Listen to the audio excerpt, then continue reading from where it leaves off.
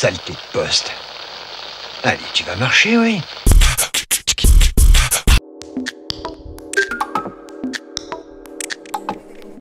La députée ordinaire de la 2e circonscription de la Dordogne en France, issue d'un accord entre Europe Écologie Les Verts et le Parti Socialiste. Au 5e de son mandat, la mission, enjeux et convictions, et la culture, patiente, des possibles. J'ai souhaité soit provoquer des réunions, soit les faire moi-même, pour que nous puissions débattre avec les militants, mais aussi alors, des réunions publiques. Celle de ce soir est une réunion en interne, alors que j'ai fait jusqu'à présent des réunions publiques. C'est ça? Non, c'est quoi? L'appareil photo. Ah, bon, excuse-moi, je te vois chercher. Donc, en fait, voilà, je fais essentiellement des réunions publiques. Donc, une première en septembre où c'était une réunion un petit peu... C'était comment peut-on échanger ensemble. J'avais fait à la Monty-Montastruc pour faire en sorte effectivement de ne pas être ce que j'avais appelé lors de ma campagne, ne pas être une députée hors sol. Donc cette première réunion, c'était un peu ça le thème finalement, c'était comment faire de la politique un petit peu de manière transversale. Et puis après, ben voilà, l'actualité a fait le reste, c'est-à-dire que il y a eu par exemple la question difficile de la demande d'extension de carrière à la Monzy-Montastruc qui divisait les gens, qui étaient... Donc j'avais participé à une réunion faite par l'association qui s'oppose à la carrière, et j'avais trouvé qu'elle était d'une excellente qualité, et donc j'avais proposé donc au commissaire enquêteur de faire une réunion publique. Il ne l'avait pas prévu dans son programme, et il était, pour tout dire, pas très convaincu de le faire. Il l'a fait. Et je pense que personne ne regrette. J'ai vu lors de ma permanence, j'avais ma permanence à la Monty-Montastruc la semaine dernière, donc j'ai vu monsieur le maire, qui ne m'en veut absolument pas d'avoir fait ça, même si au départ lui aussi était un peu inquiet,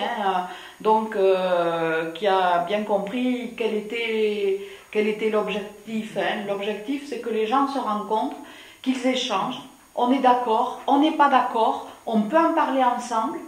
On peut même, des fois, il y a eu des moments peut-être où le ton a monté un peu, mais pas trop. Je trouve que finalement, les uns et les autres se sont respectés.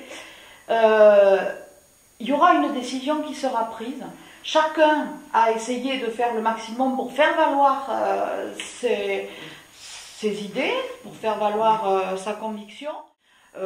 J'ai fait une réunion, par exemple, sur l'école, la semaine dernière. Alors pas simplement sur l'école, parce que je sais que ce qui préoccupe sur le terrain, c'est la réforme scolaire avec ces 4 jours et demi à mettre en place, là aussi, où on entend beaucoup finalement de messages négatifs autour de ça. En même temps, finalement, plus de la moitié qui ont mis en place, donc en fait, qui renvoient plutôt un message positif. Et donc l'idée était là aussi de dire ce qu'a voulu faire le gouvernement quand même, c'est inverser cette tendance où on a un échec scolaire reconnu. On avait une école il y a encore une quinzaine d'années de ça qui était reconnue de manière internationale comme étant plutôt l'école de la réussite, avec pas mal d'étudiants qui venaient en France. Et puis depuis quelques années, au contraire, on voit une école qui, malheureusement, produit de l'échec scolaire. Donc il y a eu un investissement fort qui a été mis du côté du gouvernement, des emplois créés, une formation des enseignants.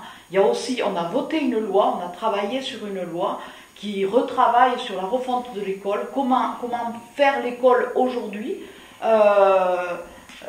pour répondre à la fois à un besoin qui est de prendre en compte tous les éléments de modernité, et puis et puis aussi prendre en compte peut-être des problèmes sociaux ou des problèmes familiaux ou des problèmes sociétaux, c'est-à-dire de façon de vivre qui sont différents et qui font que aujourd'hui notre système scolaire n'est plus adapté. Donc c'est une vraie loi, quoi. C'est pas juste on a mis une demi-journée de plus, il y a autre chose. Et en faisant cette réunion, c'était aussi rappeler tout ça et permettre après, bien sûr, d'échanger ensemble sur la difficulté que cela représente au niveau local et notamment en milieu rural, de retravailler sur un emploi du temps qui est complètement différent, avec une ambition importante, mais où on ne sait pas trop comment on va y répondre. Après, ben, ce sont les rencontres. Les rencontres, ben, voilà, je crois qu'on a pu remarquer qu'on peut me voir à Bergerac, je continue à faire mes courses à Bergerac. Oui. Que ce soit au marché, au supermarché, à la Biocoop, dans les magasins qui sont ici autour. Je continue à m'habiller à Bergerac. Voilà, enfin, et manger dans les petits restaurants qui sont ici autour, parce que c'est aussi des moments privilégiés de rencontre et que j'ai pas envie de changer de façon de vivre de toute façon. Voilà. Donc voilà peut-être un peu pour dresser un peu le tableau. Et puis je crois qu'on va peut-être, je ne veux pas que ce soit un monologue, donc vous proposer de poser des questions dans le sens, enfin celles que vous voulez, et puis après, voilà. J'aimerais que vous reveniez un petit peu sur le grand dossier de l'année. Qu'est-ce que vous êtes emparé de quel dossier à l'Assemblée nationale très vite fait. Alors déjà, au niveau de l'Assemblée nationale, je suis dans la commission économie. Vous savez que l'Assemblée nationale donc, est divisée en 8 commissions, on va dire quasiment 9, parce qu'il y a une commission des affaires européennes, d'ailleurs qui est présidée par l'une de mes collègues écologistes, Danielle Roy, qui aujourd'hui est une commission qui prend de plus en plus de place. Donc on va dire quasiment 9 commissions. Celle-ci étant transversale quand même. Donc moi je suis dans la commission des affaires économiques. Donc c'est une commission qui en fait, on se rend compte, on est saisi de pas mal de dossiers, de lois, bien sûr. Alors pourquoi avoir choisi cette commission? C'est toujours, ce qui m'a amené à choisir cette commission, 2 raisons. L'une, c'est que pendant ma campagne, mais je le savais avant, on sait que le milieu rural, et notamment Bergerac, le Bergeracois, pour pas stigmatiser sur Bergerac, on sait que on a quand même le milieu rural est plutôt victime quand même de crises économiques, financières. Ça a été c'est vrai que on voit qu'au niveau emploi, c'est beaucoup plus criant dans un milieu rural et très rural. Et ça l'est d'autant plus que pour régler des problèmes financiers ou de gestion économique de certains organismes, on voit que les chefs d'entreprise, alors chefs d'entreprise ou d'ailleurs ou décisions qui peuvent venir d'administration de la fonction publique, sont de toujours concentrer. Et quand on concentre, ça vise à supprimer souvent des postes qui sont en milieu rural pour concentrer vers soit l'agglomération phare. Alors, quand on supprime une poste et que ça va vers Bergerac, ben, c'est pas bien, parce que de toute façon, ça fait que le service n'est plus rendu là où il était rendu avant. Mais quand on supprime aussi des postes pour les amener vers Bordeaux, alors là, du coup, c'est carrément, voilà, c'est des services en moins et c'est des postes en moins. Et à chaque fois, on nous dit, ah oui, mais c'est un tout. petits, voilà, mais, par exemple, moi je sais pas, c'est la station météo, ah, mais il n'y avait pas beaucoup d'emplois. C'est voilà, c'est toujours pas beaucoup d'emplois. C'est l'INAO la semaine dernière hein, qui était d'actualité. Il se trouve que je rencontrais moi le directeur de l'INAO, j'avais demandé à le rencontrer. C'est là où on voit le lien aussi entre. Je le rencontrais parce que je travaillais sur la loi consommation. Et je voulais l'interroger sur les identifications géographiques quand j'ai eu l'information. D'ailleurs, c'est la raison pour laquelle on a vu peu de communication de ma part. Je le rencontrais ce jour, enfin en gros au moment où c'est sorti. Donc j'en ai profité évidemment pour l'interroger. J'ai rencontré les salariés de Bergerac ici vendredi et avec eux j'ai essayé d'aller à fond dans ce dossier parce que je le connais peut-être un peu mieux que certains, que d'autres députés par mon ancien métier. Et donc, ben voilà, c'est 5 postes. On dit, ah, c'est pas beaucoup. Enfin, oui, mais c'est aussi un service qui est rendu ici. Donc, voilà, ce qui m'a motivé, c'est ça. Et donc, c'est ce qui m'a amené d'ailleurs à accepter, demander la coprésidence du groupe de travail ruralité à l'Assemblée nationale. Deuxième point qui m'avait amené à proposer d'être dans cette commission économie, et puis ça a été très vite entendu, et puis c'était d'ailleurs une attente de mon groupe parlementaire, évidemment j'ai quand même, de par mon métier et de par mes fonctions précédentes, acquis une certaine expertise en matière de politique agricole, qu'elle soit locale, régionale, nationale, européenne, internationale. Nous sommes peu de députés à avoir cette connaissance, peu aussi dans mon groupe parlementaire, donc ça paraissait être une évidence que je me serve aussi de cet acquis quand même, d'un peu plus de 30 ans de métier, pour le mettre au service bien sûr de mon groupe parlementaire, mais surtout d'une évolution dans les projets de loi. Donc je travaille bien sûr sur la loi d'avenir avec le ministère de l'Agriculture. Donc c'est ces deux motivations qui m'ont amené à choisir le groupe économie, la commission économie, pardon, et donc de prendre la coprésidence de ce groupe sur la ruralité. Ça se rejoint. Sachant qu'effectivement le groupe, la commission économie, ce n'est pas que l'agriculture. C'est très clair. Et puis heureusement, par exemple actuellement je travaille sur la loi consommation, donc qui vise à rééquilibrer un petit peu les droits, à donner, parce que c'est même pas redonner, c'est donner des droits aux citoyens souvent reconnus aujourd'hui presque que comme des consommateurs, et leur donner des droits pour se défendre en tant que consommateurs. Donc vis-à-vis des assurances, vis-à-vis de la distribution, des fournisseurs, voilà quoi. Donc, et dans cette loi, je me suis plus particulièrement occupée, moi, de travailler sur les identifications géographiques pour les produits manufacturés.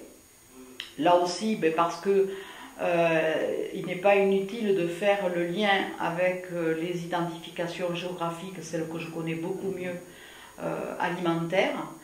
Parce qu'il ne faut pas que la loi qui modifie, qui va permettre les identifications géographiques pour les produits manufacturés tire vers le bas les produits alimentaires. Donc j'ai voulu veiller à cela. Et puis voilà, connaissant un petit peu comment se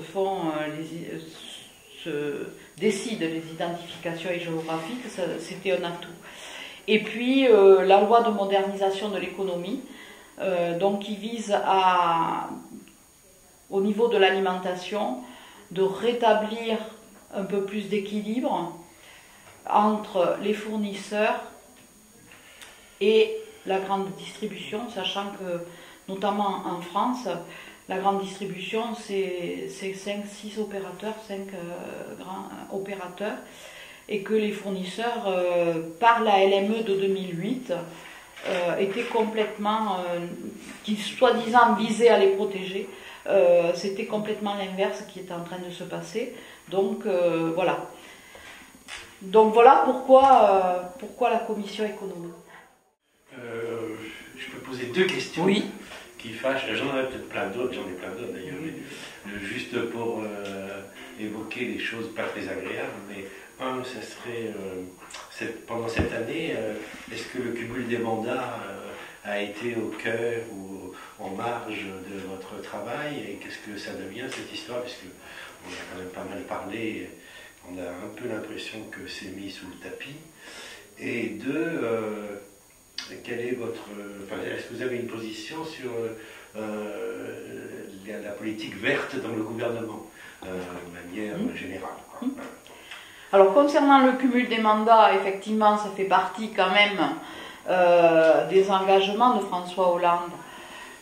Et donc c'est quelque chose qui doit sortir, mais bon, alors ça a été annoncé par rapport à ça devait être dans la loi électorale. Bon, on voit que dans la loi électorale a d'abord, dans un premier temps, il y a eu des choses qui sont entérinées par rapport à ce qui va se passer l'année prochaine par rapport au cantonal, voilà, au municipal. Essentiellement d'ailleurs au municipal, oui, parce qu'en fléchant quand même, par exemple, ceux qui seront représentants dans les collectivités, dans les communautés de communes, qui prennent de plus en plus d'importance, c'est important. On saura aujourd'hui, quand on vote, quelles seront les personnes qui sont fléchées pour être dans les collectivités, donc communautés de communes ou communautés d'agglo, voilà, qui vise aussi à mieux répartir, donc en ce qui concerne les cantonales, entre hommes et femmes. Alors effectivement, aujourd'hui, concernant le non-cumul des mandats, on voit que ça va moins vite. Ça va moins vite qu'on aurait pu l'espérer. Mais que par contre, c'est en discussion permanente à l'Assemblée nationale. Nous avons, notre groupe parlementaire a rencontré M. Vidalis, donc ministre en relation avec le Parlement, il y a une quinzaine de jours. Nous avons aussi rencontré sur ce sujet M. Bartolone, donc président de l'Assemblée nationale. C'est quand même au cœur des débats à l'Assemblée nationale. Il faut pas, peut-être que ça paraît pas ici, c'est au cœur des débats. C'est vrai que c'est quelque chose qui est difficile, du moins pour ceux qui sont concernés, et donc forcément il ne vous a pas échappé que sénateurs et députés sont fortement concernés, et que donc ils ont un peu de mal, pour certains, je pense, à imaginer qu'on puisse avoir un lien, un ancrage territorial si on n'est pas un élu territorial. Or, je crois, avec cette année d'expérience, pouvoir dire, et je pense qu'il y en a d'autres, bien d'autres, notamment dans mon groupe parlementaire, mais pas que, qui sont élus et qui n'ont pas d'autre mandat. Et je crois avoir tenu mon mandat, notamment, mais comme je le disais tout à l'heure, il faut peut-être inventer, il faut peut-être se remettre en question, il faut accepter quelquefois le risque. Et le fait que vous n'ayez pas d'autres mandats ne vous a jamais gêné dans le rapport local global, quoi. Non. Alors, qu'on soit clair, je connais un peu mieux aujourd'hui que je le connaissais en arrivant quand j'ai été élue, le fonctionnement même des collectivités locales, notamment les plus grandes. Les plus petites, je connais. Mon mari a été adjoint au maire de Gougnac pendant des années, donc je connais. Et puis bon, voilà. Mais des plus grandes, je connaissais un peu moins. On l'acquiert très vite, d'abord en rencontrant les élus, parce que moi je travaille au quotidien avec les élus du local, hein. Ne serait-ce que quand je fais mes permanences, elles ont été pour certaines calculées des moments forts aussi, où on sait que les élus peuvent être là, et quand ce n'est pas le cas, parce qu'après il y a aussi les réalités qui font que si moi du mardi au jeudi, en gros je suis à Paris, à l'Assemblée nationale, donc c'est pas toujours facile de mettre des permanences au moment où les élus sont là, mais je les rencontre. Et à chaque fois qu'ils l'ont souhaité, je les rencontre chez eux, dans leur mairie. Parce que je trouve que pour connaître, d'abord ça leur permet souvent d'être là avec plusieurs conseillers municipaux, alors qu'ils viendraient ici, peut-être ils viendraient tout seuls. Donc oui, on peut avoir un mandat de député sans avoir un autre mandat. Et je considère même que pour l'instant, le projet ne va pas assez loin. Je pense c'est pas normal de pouvoir être... Parce que là, on voit que ce qui est fléché, c'est juste des mandats d'exécutif. C'est-à-dire maire ou président de conseil général ou président de conseil régional par rapport à député. Alors, c'est une avancée. Parce que je comprends mal comment on peut d'ailleurs cumuler ces mandats-là qui sont tout aussi importants les uns que les autres. Mais je pense qu'il faut aller plus loin. Je pense qu'on ne peut pas être député et conseiller général. Voilà. Pour plusieurs raisons. D'abord, pour vraiment assumer son mandat. Et deuxième chose, parce que effectivement, quand on a un mandat, soit d'élu maire, soit de conseiller général, on peut être tenté de favoriser d'une certaine manière plus son canton ou sa commune ou son département même, parce que quand on est un élu, bon alors certes, pour moi le lien au territoire est extrêmement important, mais il doit servir à nourrir. Mais je ne dois pas oublier que je suis avant tout une élue de la nation et que quelquefois, il faut savoir se placer au-dessus de son territoire. Et on ne peut pas faire la loi juste en regardant ce qui se passe sur son territoire. Deuxième question par rapport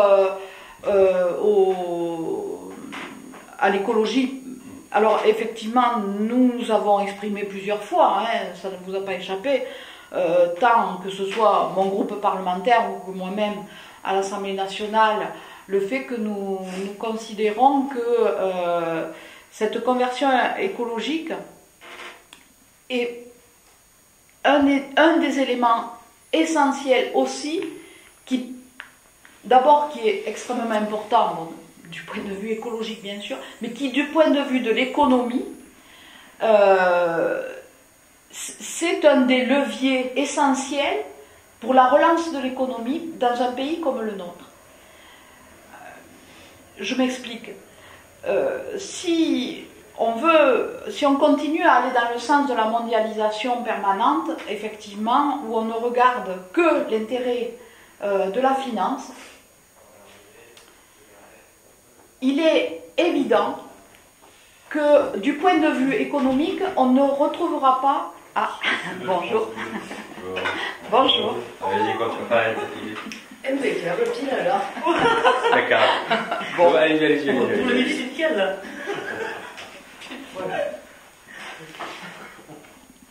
Bon, j'en étais à répondre aux questions. Je vous en poserai après.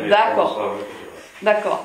Donc, voilà, si on reste dans cet aspect, dans cette course effrénée à la mondialisation, effectivement, notre pays ne peut pas s'en sortir là-dedans. Pourquoi? Parce qu'effectivement, que ce soit les lois sociales, que ce soit les exigences de qualité, que ce soit les exigences justement de respect de l'environnement, on ne sera jamais compétitif pour produire ça ou ça, enfin bon, voilà. Par contre, là où on peut être compétitif, c'est lorsque on veut viser et pointer des productions, qu'elles soient alimentaires ou qu'elles soient manufacturières, de qualité, de haute qualité, qui soient à la fois respectueuses de l'environnement, mais aussi au niveau social. Et il n'y a que par ce moyen-là qu'on peut y arriver, nous semble-t-il. Donc c'est pour ça que nous regrettons qu'effectivement, pour l'instant, le gouvernement soit resté timide.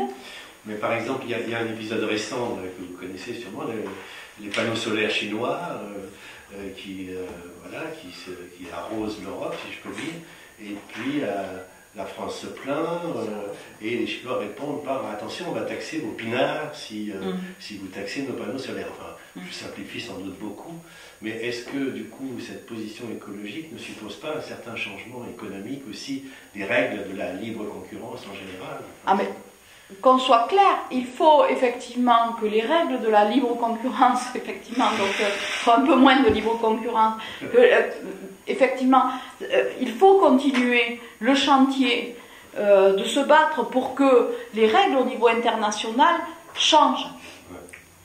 Bon, aujourd'hui, malheureusement, au niveau européen, l'Europe, aujourd'hui, est conduite par des libéraux. Donc il n'y a pas une réelle volonté de changement au niveau européen par sa majorité libérale. Par contre, viser une économie qui soit écologiquement responsable, et c'est quand même, il y a quand même un levier important là qui contrebalance ce que je viens de dire, c'est toute la politique sur le logement, qui à la fois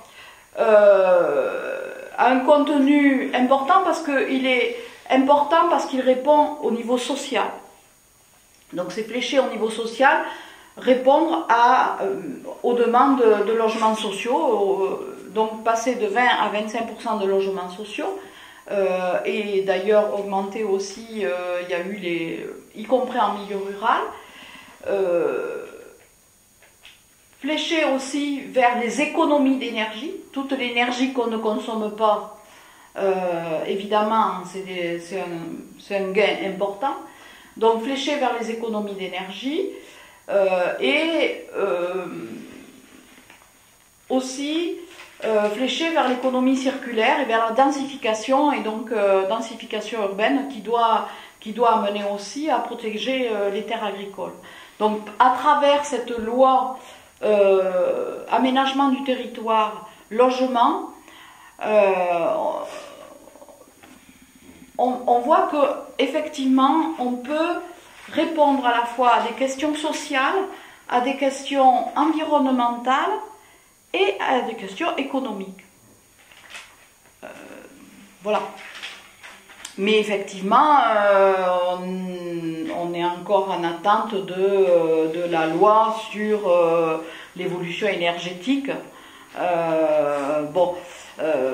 Voilà, quoi, loi sur laquelle on commence à travailler. Mais effectivement, on peut s'interroger, notamment dans la loi de finances que nous avons votée en 2012. Nous avions proposé plusieurs amendements pour aller plus loin. Par exemple, ce qu'on appelle les agrocarburants, où on sait aujourd'hui qu'ils ne sont pas efficients. Ils ne sont pas efficients du point de vue écologique, ils ne sont pas efficients du point de vue économique. On a maintenu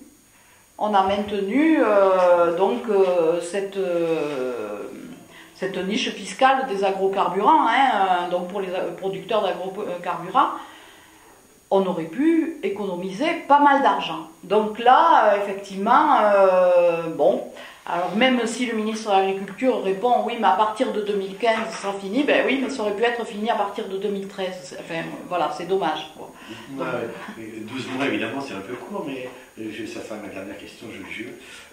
Est-ce que il y a un truc que vous avez appris, enfin, je veux dire, est-ce qu'il y a un truc qui vous paraît plus significatif de cette courte durée, bien sûr, mais en termes de modification ou d'adaptation de vos convictions, je ne sais pas, ou de votre vue sur le monde politique?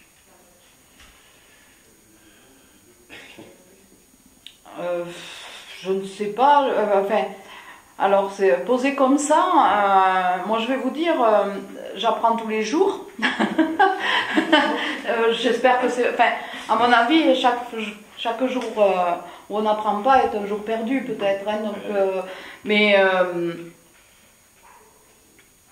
c'est plus, j'amènerai ce bilan plus loin même qu'en amont de mon élection. C'est qu'effectivement, pour faire bouger, pour faire changer de politique, je trouve voilà, que notre accord, par exemple, j'ai appris de cet accord que effectivement, cet accord ne fera pas des écologistes des socialistes et des socialistes des écologistes. Voilà. Ça, c'est clair. Et effectivement, par exemple, la question que vous posiez juste avant le montre. Par contre, cet accord fait que, à un moment donné, on a pointé le fait que, globalement, notre orientation, là où on veut aller, on se rejoint. Et que, jusque-là, nos accords sont plus forts que nos désaccords. Et ça, on a su le mettre en avant lors de la campagne électorale. Et c'est quelque chose que je continue à cultiver au quotidien. Et c'est peut-être aussi le message, d'ailleurs, ce soir que je vais rappeler aux militants, quels qu'ils soient. C'est que, effectivement, un accord ne veut pas dire vendre son âme. Et qu'à un moment donné, ça nous amène à échanger, à proposer. Je fais des amendements dans les projets de loi qui nous sont proposés et dans la commission dans laquelle je travaille, voire dans d'autres d'ailleurs, ça se peut, c'est pas tout à fait impossible. Certains sont retenus, d'autres ne le sont pas. Et puis d'autres, le ministre dit, ou le gouvernement, enfin le représentant du gouvernement dit, bon, tel que vous l'avez présenté, cet amendement, je ne peux pas le prendre, mais si vous voulez, on va y retravailler. Eh bien, je considère que quand on a cette réponse-là, c'est déjà gagné. Voilà. Et j'ai un exemple, bon, dans la loi consommation par rapport aux identifications géographiques, effectivement, c'est quelque chose de très différent de l'agriculture parce que on se rend compte qu'au niveau des produits manufacturés, c'est très compliqué de fait parce que historiquement même, à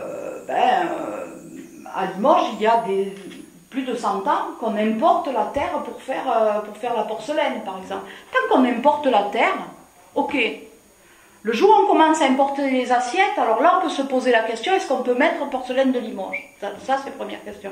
Et deuxième question, quand on importe du kaolin, puisque, bon, de toute façon, sinon on ne peut pas faire Diger, et qu'à un moment donné, quand même, on reconnaît un savoir-faire local, qui est historique, qui est cultivé, une vraie qualité. Donc, effectivement, la valoriser, je pense que nous avons intérêt à le faire. Mais par contre, qu'on s'interroge, ce kaolin, d'où il vient? Comment il est extrait? Par qui? Est-ce qu'il y a des enfants qui travaillent ou pas? Les conditions que nous, on s'impose au niveau de l'environnement, est-ce qu'elles sont respectées? Voilà.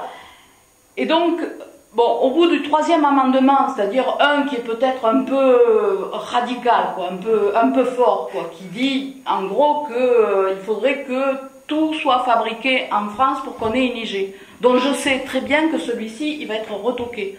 Puis le deuxième qui en met une couche, bon, un peu... Et voilà. Et finalement, le ministre qui dit, bon, sur cette question-là, quand même, critères sociaux et environnementaux, il ne peut pas, enfin bon, il ne peut pas ne pas l'entendre. Il me dit, bon, donc ça c'est en commission, C'est vraiment le jeu des commissions et de l'Assemblée par rapport à un projet de loi.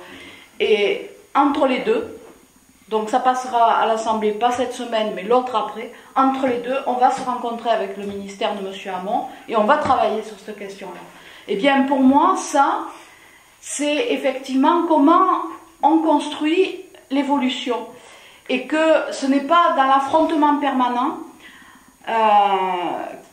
qu'on peut construire les changements. Voilà. Merci. Après, on se souvient un petit peu de la SNPE qui est venue manifester, pas jeter des œufs, mais presque. Il y a eu, c'est un des gros dossiers de désaccord localement. On en est où maintenant? Alors, je ne sais pas ce que vous appelez un dossier de désaccord. Il vous sentez un petit peu éloigné de... Alors, pas du tout. Enfin, voilà. C'est soit quand ils sont venus manifester ici, par exemple, c'était un petit peu surprenant parce que on s'était rencontrés en permanence. Et donc, c'est ce que je leur ai dit. Ils m'ont dit, on vient ici parce que vous représentez l'État. J'ai dit non. Je ne représente pas l'État. Si vous voulez, le représentant de l'État à Bergerac, c'est la sous-préfecture. Après, je crois que c'est peut-être quelquefois quelques incompréhensions, et notamment lors de dernières réunions qu'il a pu y avoir, ou par exemple, moi, quand dans une réunion de comité de site, je pose la question. Je dis, bon, on me présente un projet sur le site par rapport à la restructuration du site. Je dis, moi, je voudrais savoir, avant qu'on implante des futures entreprises,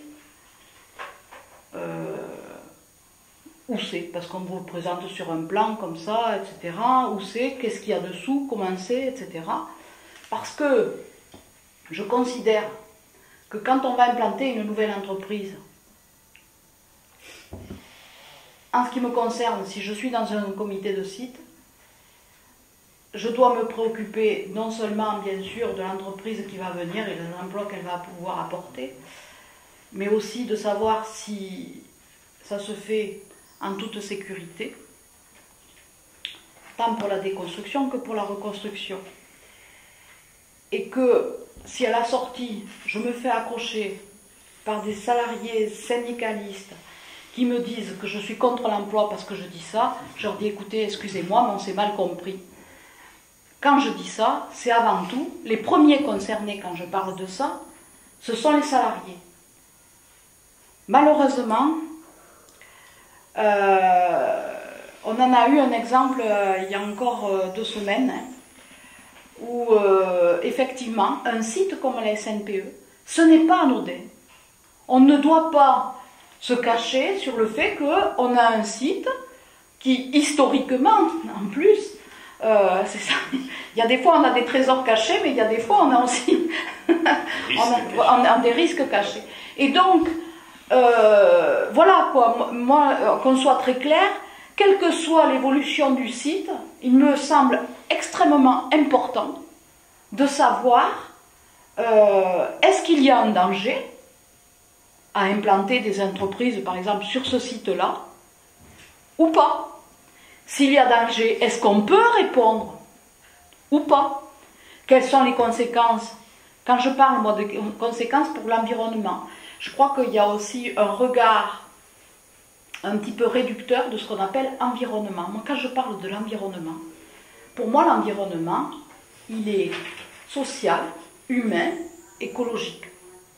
L'environnement, ce n'est pas que l'écologie, ce n'est pas que la terre, le sol, l'eau. C'est déjà énorme. Mais c'est aussi, évidemment, social et humain. L'environnement de la SNPE, ce sont quand même des gens qui habitent autour. Et donc, quand on se préoccupe de l'environnement, c'est aussi des risques par rapport à la santé des personnes, c'est des risques par rapport à la rivière. Il faut voir où est placée la SNPE. Bon, donc, à chaque fois qu'on se préoccupe des risques, c'est pas pour dire on ne fait rien, parce que même en ne faisant rien précisément, peut-être que ces risques, voilà. Donc c'est de voir comment on fait des politiques, mais aussi, et puis après sur le terrain, comment on agit en connaissance des risques que l'on a, et des enjeux, bien sûr, quels sont les choix à faire et les décisions à prendre. Enfin, je ne veux pas prendre parti, mais quand même, on est un peu au courant, c'est un site classé C2O, les risques, on les connaît un petit peu. Donc je comprends que si on revient là-dessus... On les connaît un petit peu. Enfin, on les connaît... Je comprends des syndicalistes qui peuvent penser que le discours est un petit peu en décalage, quand on sait que notre boulot est en sursis et qu'on nous parle, est-ce qu'il y a des risques sur un site CPSO, c'est ça? Mais quand je parle des risques, c'est des risques au moment où on est en train de le démanteler. D'accord? On démantèle des bâtiments où il n'y a déjà plus personne qui travaille. On sait déjà, certes, mais il n'empêche que quand j'étais dans cette réunion de comité de site, on parle de démanteler un site et de mettre d'autres industries. On le connaît, sauf que les accidents, il y en a eu un il y a 2 ans qui n'avait pas été prévenu. Conclusion, le choix qui a été fait, c'était de faire à une entreprise extérieure. Donc là, on n'a pas répondu à des problèmes d'emploi. Enfin, d'une manière, on a décalé le problème, on a dit on fait faire à une entreprise extérieure qui est spécialisée. Sauf que on voit que à nouveau il y a un accident, et c'est qui est... moi je veux dire que bien sûr je suis pour l'emploi, ça c'est clair, mais aussi, enfin, je veux dire que le gars qui travaille et puis qui se retrouve accidenté à vie ou mort, il ne travaille pas pour ça quand même, il travaille pour vivre d'abord, et pour vivre dans des bonnes conditions. Donc à aucun moment je me suis opposée aux emplois à la SNPE. J'ai d'ailleurs plusieurs fois intervenu auprès du ministère concernant les emplois de la SNPE, qui d'ailleurs, pour l'instant, enfin que je sache, ne sont pas menacés en tous les cas dans l'immédiat. Donc j'ai interpellé le ministère concernant les emplois, et à aucun moment j'ai demandé la fermeture de la SNPE, qu'on soit très clair. Non, mais bon. Et quand... voilà. Non, mais voilà. Donc, par contre, ben, quand on est en train de démanteler l'ESCAT, j'interroge, je vais à nouveau interroger sur quid de l'avenir des postes, parce qu'il y a les postes de l'armée. Ça, c'est vrai que quand on signe un contrat, quand on rentre dans l'armée, on sait que l'armée, aujourd'hui on vous dit vous êtes là, et demain on vous dit vous êtes ailleurs. Ça, c'est le contrat qu'on signe de l'armée. Mais il y a des emplois civils, non militaires. Pour l'instant, je ne sais pas quelles sont les réponses qui ont été faites. Et puis au-delà de ça, bon, après on aurait pu s'interroger sur pourquoi avoir démantelé ce site, alors que j'apprends la semaine dernière que finalement on va faire des bâtiments neufs à Chartres, pour récupérer ce qui est dans ce bâtiment-là. Donc on déplace des personnes, on ferme un site pour finalement en bâtir un ailleurs, alors qu'une grande partie du site était plutôt moderne.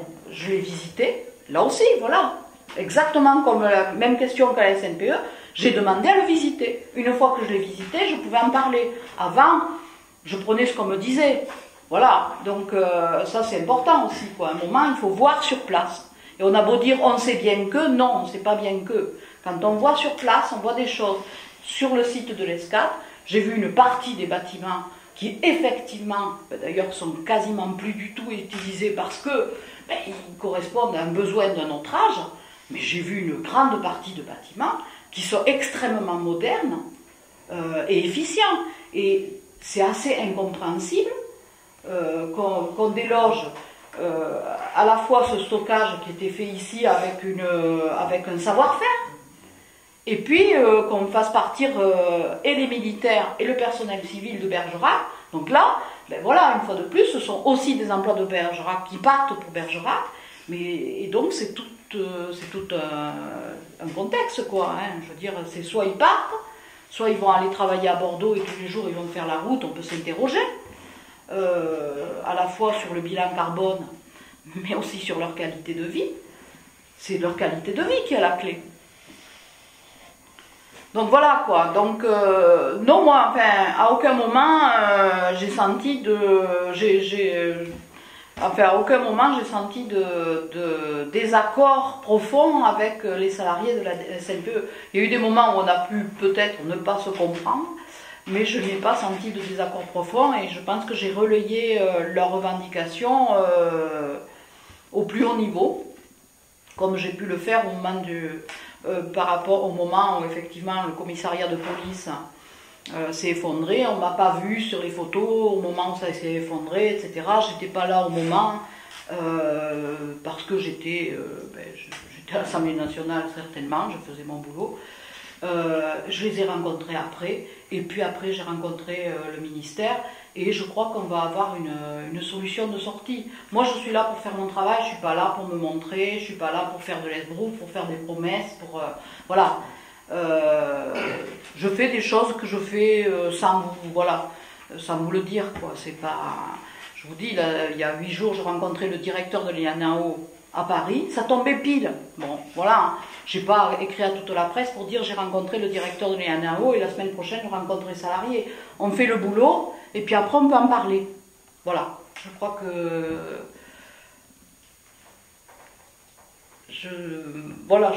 pour l'instant, moi je suis pas... Qu'on soit clair, je suis pas en campagne électorale. Hein. J'ai pas besoin qu'on me voie. Moi j'ai besoin de faire mon travail et de le faire le mieux possible. Saleté de poste. Allez, tu vas marcher, oui.